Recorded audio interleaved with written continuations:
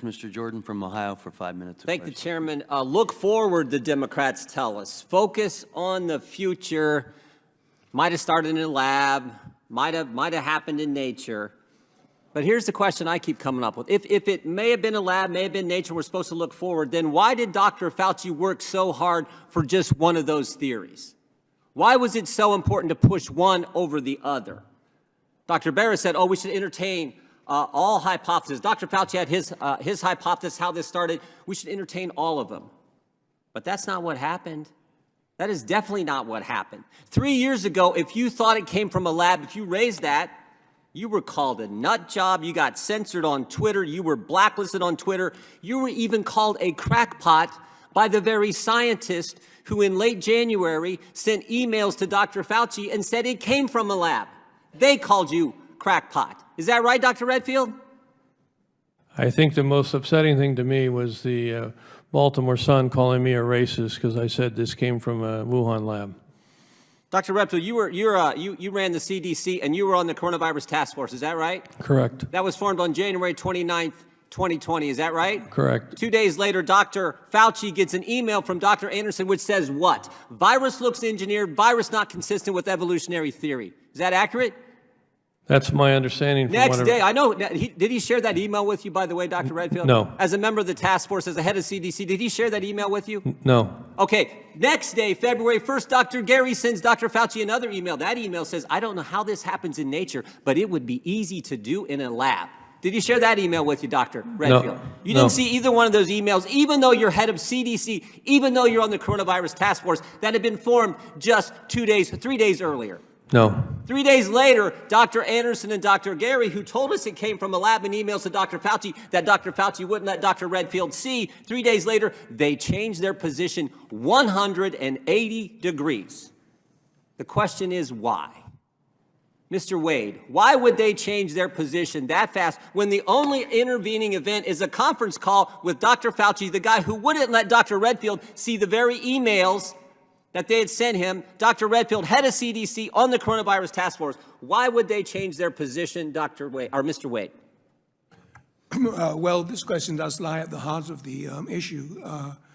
What is pertinent, it seems to me, is there's no new scientific evidence that we can see that came available between these dates, the January 31st and Feb 4. Right. There's no new. I think you're. Go ahead. So you have to ask if there were other kinds of influence available. Now, it is true that Dr. Fauci and Dr. Farah in London were very powerful research officials, and between them they controlled. I read your testimony. I saw that. Yeah. So why don't you cut to the chase and tell them what you really think was the reason? I don't know what the reason was. I know what it was.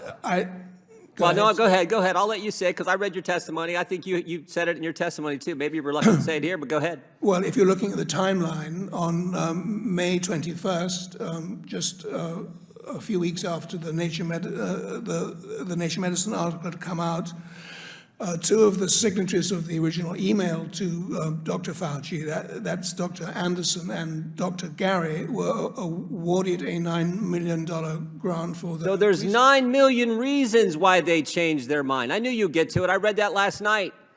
3 months after, so 3 days after they say it came from a lab, they changed their position, and the only intervening event's a conference call with Dr. Fauci and Dr. Collins. Again, a call that Mr. Redfield was not allowed to be on, the head of CDC and on the coronavirus task force. And then 3 months later, shazam, they get $9 million from Dr. Fauci. Well, isn't that something? Isn't that something? That's why we want to talk to these guys. That's why Chairman Winstrup wants to bring in Dr. Anderson and Dr. Gary and ask them a series of questions so we can get to the bottom of this, so we can move forward and deal with this. Now, here's the key question.